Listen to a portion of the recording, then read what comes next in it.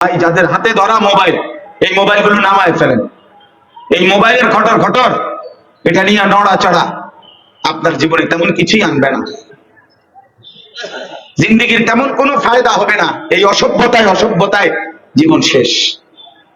Mobile আপনার এইভাবে জাদু করছে, মোবাইলের ভূত আপনার এইভাবে ধরছে, মোবাইলের জিন আপনার এইভাবে আসর করছে যে এটা 24 ঘন্টা আপনার আলগা হইতে দেয় না, আর কখনোই আলাদা হইতে দেয় না। এটা ভূত, এটা জিন, এটা জাদুগ্রস্ত মানুষ।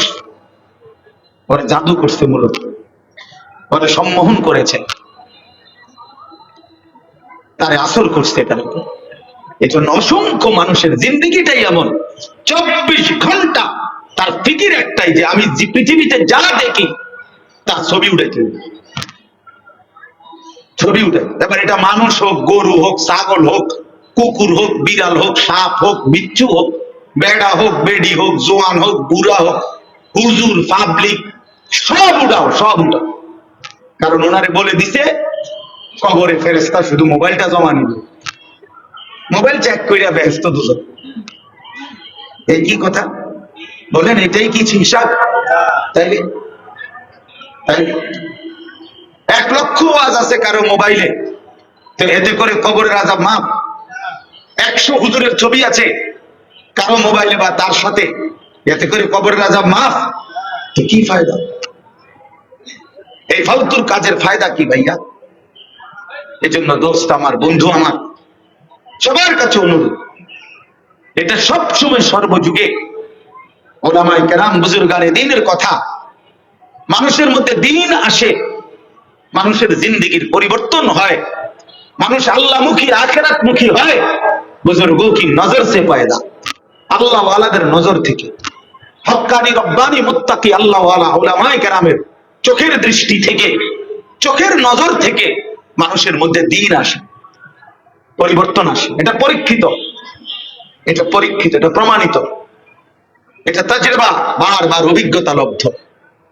জিন্দেগি বদলায়, জীবন পরিবর্তন হয়, চোখের সাংঘাতিক আসর, নজরের সাংঘাতিক আসর, সাংঘাতিক প্রভাব। এই জন্য আমি এতগুলো কথা বলার অর্থ হলো আমার বয়ানটা না, আবারও বলতেছি, মসজিদে জুমার বয়ান মনোযোগ দিয়ে শুনবেন। আমাদের ছেলেরা, কিশোর তরুণ যুবক ছেলেগুলো জুমার নামাজের বয়ানের মধ্যে অনেক ছেলে, অধিকাংশ ছেলে এই বৈশাখী দুষ্টামি করে, কটর কটর করে, একটা আরেকটার সাথে কথা বলে, চুল টান দেয়, জামা টান দেয়, শার্ট টান দেয়, মোবাইলে কথা বলে, মোবাইল টিপতেছে। পুরাটা সময় ইমাম সাহেবের বয়ান এই অপদার্থ একটা লাইনও শোনে না, একটা লাইনও শোনে না। তার কলিজার ভিতরে কোন শয়তান বুঝাই দিছে যে ইমাম সাহেবের কথা এগুলো তোদের জন্য না, তোদের জন্য না, এই কোরআনে তোদের জন্য কিছু নাই, ইসলাম থেকে শেখার কিছু নাই, ওলামায়ে কেরাম থেকে শেখার কিছু নাই। কিছু শিখতে হলে মোবাইল দেখো, কিছু শিখতে হলে টেলিভিশন দেখো, কিছু শিখতে হলে কার্টুন দেখো, কিছু শিখতে হলে বেঈমানের লেকচার শোনো, ওরা যেভাবে সাজায় দিবে ওইটা। এই জন্য দাখালা জাহেলান খারাজা জাহেলান, মসজিদে ঢুকেও জাহেল, মসজিদ থেকে বেরও হয় জাহেল।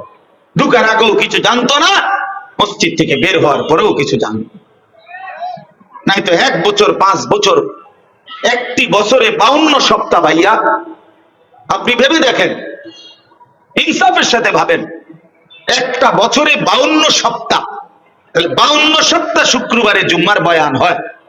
যদি কোন মুসলমান দিল দিয়া নিজ মহল্লার মসজিদের খতিবের বয়ানও শুনতো, 1 বছরে 52, এভাবে 5টা বছর, 10টা বছর, তো নিশ্চিত মনোযোগ দিলে তার জিন্দেগি বদলায় যেত, জীবন পরিবর্তন হইতো, জীবন পরিবর্তন হইতো। নিজ নিজ মহল্লার আলেমকে কদর করা উচিত, নিজ মসজিদের খতিবকে, ইমামকে কদর করা উচিত। ওই দূরের থেকে আসলে হুজুর, তাইলে তার কদর, কাছের হলে কদর নাই, এটা সম্পূর্ণভাবে ধোঁকা।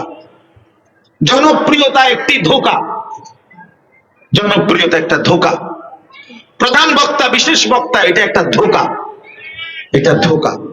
আমি সবসময় এটা বলি ভাইয়া, প্রধান বক্তা, বিশেষ বক্তা, অল্প বক্তা, সাংঘাতিক বক্তা, সামান্য বক্তা, ভয়ঙ্কর বক্তা, এগুলো সবটা ধোঁকা, ধোঁকা, ধোঁকা বেটা, এটা ধোঁকা, ধোঁকা বেটা এটা।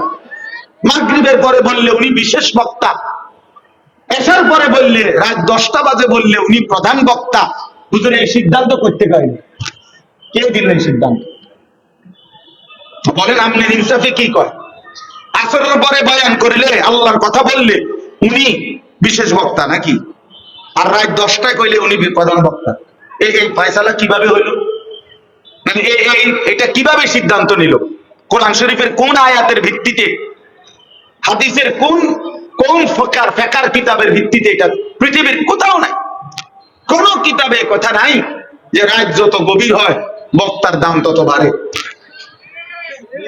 এটা কোনো কথা? এটা কোনো কথা না।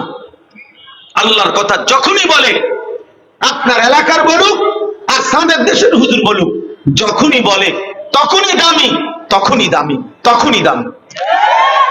ওমান আহসানু কওলাম মিম্মান দাআ ইলাল্লাহ। আল্লাহ তাআলা বলেন, আল্লাহর দিকে যে ডাকে তার কথার চাইতে উত্তম আহসান আর কেউ হইতে পারে না।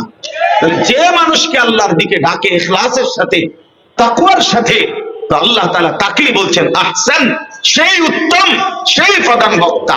এজন্য ফজর থেকে নিয়ে রাত 3টা পর্যন্ত যে আল্লাহর কথা ইখলাসের সাথে বলে সবাই প্রধান বক্তা, সবাই। আপনার এলাকার হোক, দূরের হোক, দূরের হোক। এজন্য আমার অনুরোধ, আল্লাহর কথা মনোযোগ দিয়ে শুনবেন, বলেন ইনশাআল্লাহ। এতগুলো কথা বলার মাকসাদ এটা বন্ধু, ওলামায়ে কেরামের নসিহত মনোযোগ দিয়ে শুনবেন। ওনার সুর নাই, উনি বুড়ো হইয়া গেছে, ওনার টান নাই, উনি শিক্ষার দেয় না, এই সমস্ত এগুলো তো ধোঁকা। এটা তো কোনো বিষয় না। বিষয় তো হলো আল্লাহর কথা, বিষয় তো হলো রাসূলুল্লাহ সাল্লাল্লাহু আলাইহি সাল্লামের কথা। তাহলে কোরআন এবং সুন্নাহর কথা, এর জন্য সুরের কি বিষয়, টানের কি বিষয়? হাদিসের মধ্যে স্পষ্ট আছে।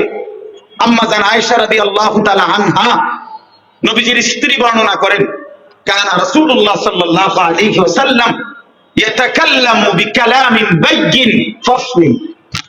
নবী সাল্লাল্লাহু আলাইহি সাল্লাম যখনই কথা বলতেন, তো উনার কথার বৈশিষ্ট্য ছিল দুইটা।